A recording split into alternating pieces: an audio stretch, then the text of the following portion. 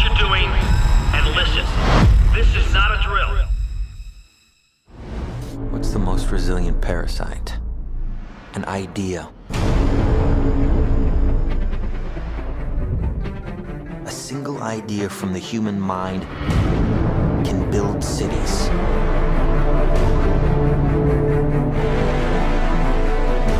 An idea can transform the world and rewrite all the rules. Which is why I have to steal it. He's hiding something and we need to find out what that is. We gotta break out of here. Give him the kick!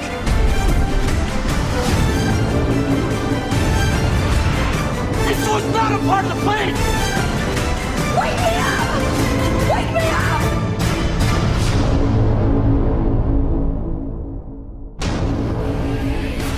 I know we have still not shattered that highest and hardest glass ceiling, but someday someone will, and hopefully sooner than we might think.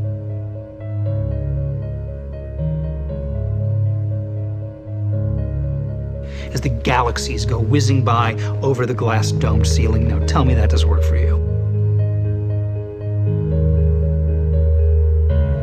If it's true, does it change how I live my life? This is something that is not an easy answer because of the magnitude of what we're talking about here. How it will change your life, first of all, when you understand it, is dramatic, to say the least. Will it change you from having to go to your job every day and the things that you typically do every day? No. But when this knowledge becomes more mainstream and these agencies are starting to be held accountable, and you understand that they're all participating in this, not just the United States government, not just NASA, but China, Russia, India, all of them have space programs. They all have the same symbolism. They're all doing the exact same thing to their citizenry.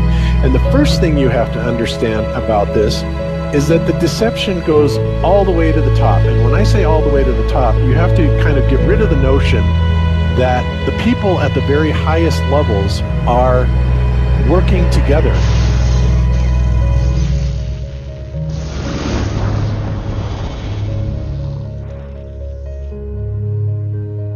Why would they do this? Why are they trying to hide the fact that we are on an infinite plane or on a flat earth rather than a ball? Well, if you isolate people into the idea that they're on a blue marble that's in the middle of a universe that is really insignificant and there's thousands or millions and billions of other worlds and possibly other civilizations, that makes most people think that we are insignificant and that we did actually come about as some sort of an accident.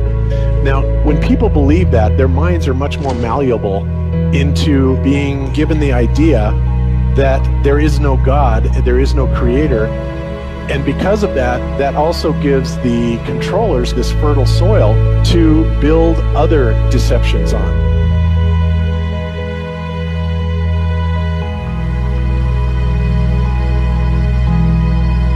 Why do you think that Truman has never come close to discovering the true nature of his world until now? We accept the reality of the world with which we're presented.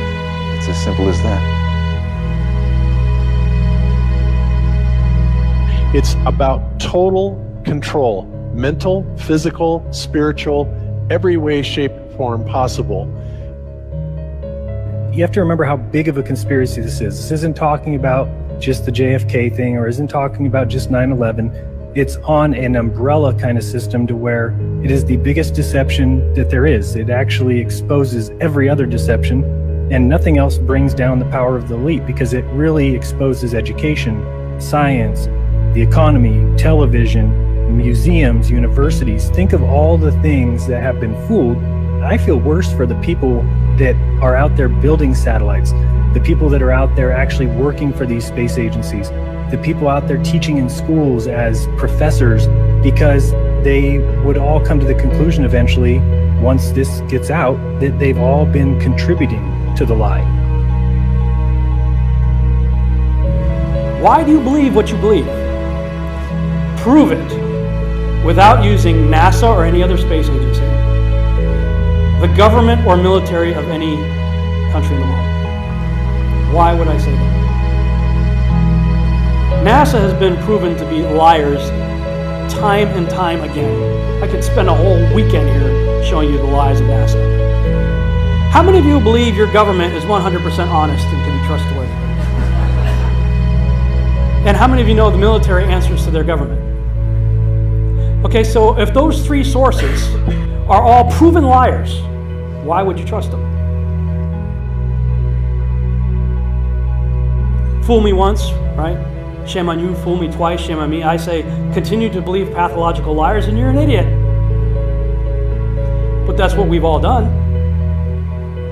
And so, I look at these stuff, we've all seen the textbooks, we've all seen the videos and movies and all these things, and there's so much of it. Do you know what the budget NASA has? You know how much they get? How much money they get? Have you seen the movie Gravity? Okay. That's made for about $100 million, give or take. And if you saw the movie Gravity, that was pretty impressive. I saw it on IMAX, big screen, like, wow. I mean, I felt like I was with Sandra Bullock flying around in space, freaking out myself. Okay, this is what they're able to do with $100 million. What are you able to do with tens of billions of dollars a year since the 60s? Now, in my opinion, we're being lied to not only about the shape of the Earth, we're being lied to about the very nature of reality itself. In 1954, Admiral Richard Byrd, a highly decorated naval officer, conducted an interview where he alluded to the idea that there may very well be land beyond the poles. Admiral Byrd, you've been to both the North Pole and the South Pole. Is there any unexplored land left on this Earth that might appeal to adventurous young Americans? Yes, there is. But strangely enough, there's left in the world today an area as big as the United States that's never been seen by a human being. And that's beyond the pole, on the other side of the South Pole, from Middle America. And I think it's quite astonishing that there should be an area as big as that unexplored. That's a tremendous So challenge. there's a lot of adventure left down at the bottom of the world. Admiral, do you hope to see that? We don't know. That's the big problem. We don't know where we are. Okay? That's what we're all trying to figure out here. But there is the Antarctic Treaty where, 53 or so nations have signed saying that no one's going to lay claim to Antarctica and that there are massive restrictions for travel there. You can't just get up and go to Antarctica on your own. You have to have a tour guide with you, and there are only certain entry points, and there are limits on where you can go search. Personally, I think the unconquered South face is the only one worth scaling. It's a 20,000-foot sheer wall of ice, but that's never stopped me before.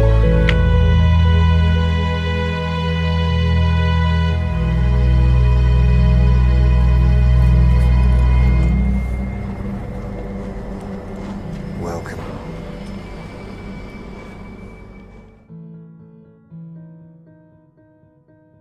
No, I just want to stand on top of the wall and piss off the edge of the world.